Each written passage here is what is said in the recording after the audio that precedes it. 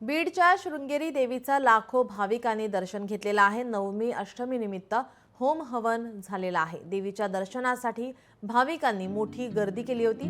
नवरात्र उत्सवानिमित्त मंदिराला आकर्षक विद्युत रोषणाई करण्यात आली होती।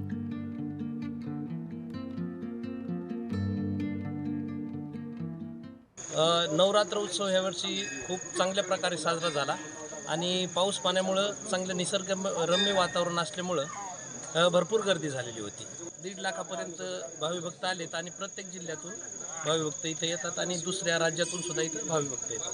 3 आरत्या असतात दिवसाच्या आणि 9 दिवसामध्ये चांगले भरपूर भाविक इथं दर्शनास येतात आणि 7व्या माळीला गड प्रदक्षिणा असते। 7व्या माळीचा मान राज्याचे माजी महसूल मंत्री सुरेश अण्णा धस यांच्या मार्गदर्शनाखाली इथं विकास कामं चांगल्यापैकी चालू झाली।